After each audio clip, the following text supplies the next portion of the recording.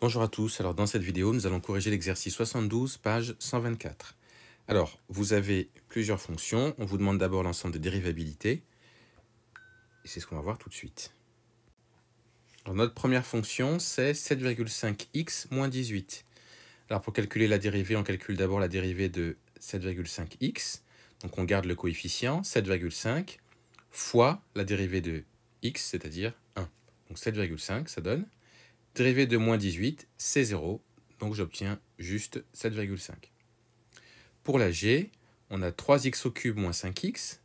Alors pour calculer la dérivée, je le fais aussi par étapes, donc 3x au cube d'abord, je prends la dérivée de ça. C'est donc le coefficient, c'est-à-dire 3, fois la dérivée de x au cube. Pour trouver la dérivée de x au cube, on se rappelle de la formule de la dérivée de x puissance n dans votre tableau. C'est n fois x à la puissance n moins 1. n ici, c'est 3. Donc, la dérivée de x puissance 3, c'est 3 fois x à la puissance 3 moins 1, c'est-à-dire 3 fois x à la puissance 2. C'est ce que j'ai marqué ici. Donc, j'ai mon coefficient fois la dérivée de x à la puissance 3.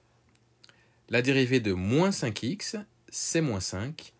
Donc, j'ai rajouté moins 5. Et ça nous donne donc 9x carré moins 5. Alors, je n'ai pas précisé, mais les fonctions f et g sont dérivables sur toute R, puisque ce sont toutes les deux des polynômes, des fonctions polynômes. Passons maintenant au petit c.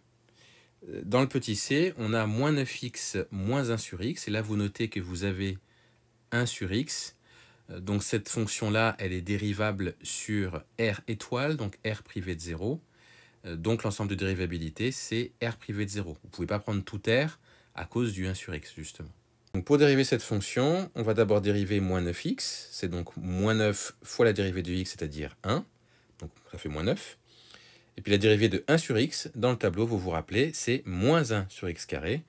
Donc on a moins 1 sur x carré, ce qu'on a ici, et ça donne ça.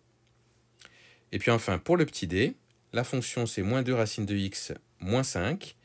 Vous avez une racine carrée de x, donc ça veut dire que l'ensemble de dérivabilité, c'est 0 plus l'infini, 0 non compris. Donc pour trouver la dérivée, on va dériver d'abord la première partie, moins 2 fois racine de x, qui fait moins 2 fois la dérivée de racine carrée de x, c'est-à-dire 1 sur 2 racines de x. C'est ce que j'ai marqué ici. Et puis la dérivée de moins 5, c'est 0. Donc moins 2 fois 1 sur 2 racines de x. J'ai un 2 en haut, un 2 en bas, je peux les simplifier. Ça me donne moins 1 sur racine carrée de x. Et voilà pour 72.